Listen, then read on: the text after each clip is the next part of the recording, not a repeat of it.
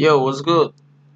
Bienvenue sur Brunei Live Réseau 47. Alors aujourd'hui, nous allons faire du nick teaming, c'est-à-dire nous allons associer les quatre réseaux sous Windows Server 2012 R2. Alors dans ce cas, qu'est-ce qu'il faut faire? Déjà, il faut disposer des cartes réseau. Vous voyez comme dans mon cas, j'ai hop, j'ai des cartes réseau physiques comme ça, euh, fonctionnant à la vitesse de 1 gigabit par seconde. Alors, lorsque nous allons faire du nick teaming, vous allez voir que nous allons augmenter des vitesses de fonctionnement. Nous aurons des gigabits par seconde. Alors qu'est-ce qu'il faut faire? Il faut d'abord disposer de la DDS aussi.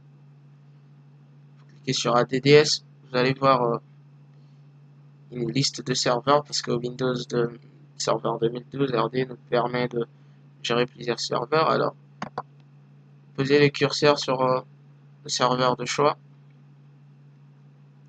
Normalement, le serveur local. Et vous entrez dans configurer l'association de cartes réseau. Voilà, vous serez devant une interface telle que celle-ci. Et là, nous avons trois zones. Zone de serveur, zone de carte et interface, et puis zone équipe. Alors dans la zone équipe, vous déroulez l'onglet tâches pour créer une nouvelle équipe. Vous voyez.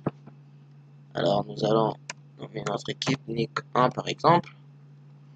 Et là, vous choisissez le carte réseau à agréger ou à associer. Vous descendez, vous déroulez propriétés supplémentaires. Et bien c'est supplémentaire. Mode d'équipe. Ici ce sont des protocoles lorsque peut-être vous utilisez des équipements Cisco, tel autre. Vous allez choisir LACP, il y a session statique et tout. Nous allons prendre un dépendant du commutateur. Le mode d'équilibrage, il y a chasse d'adresse, port hyper-V et puis dynamique. Nous choisissons dynamique.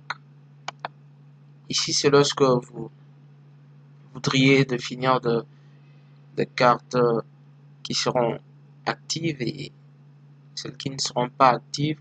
Nous n'avons que deux cartes. Alors, nous voulons que les deux cartes marchent ensemble pour qu'il y ait redondance et tout. Et puis, pour que nous bénéficions d'une grande bande passante. Et voilà, après là, vous fermez, faites OK. Voilà, vous attendez un peu.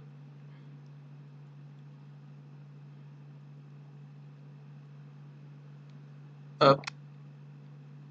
Voilà. Ne vous inquiétez surtout pas lorsque vous êtes devant tout ce qu'il y a ici, échec, connexion et tout en attente.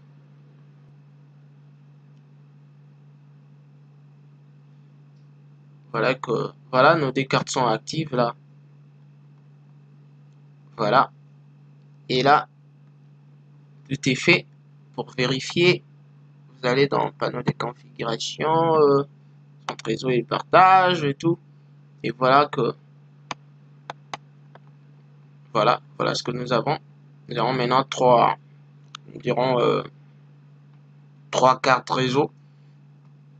Il y a deux cartes réseau physiques et puis une carte réseau logique. C'est en fait notre équipe. C'est ici qu'il y a association. Lorsque nous essayons d'en voir le statut, nous verrons que voilà, nous fonctionnons maintenant à la vitesse de 2 gigabits par seconde au lieu de 1 gigabit par seconde comme c'était avant. Et nous bénéficions aussi de tous les avantages du nick teaming. Et voilà, c'était ça le travail pour aujourd'hui. Allez, on se retrouve dans le prochain tuto.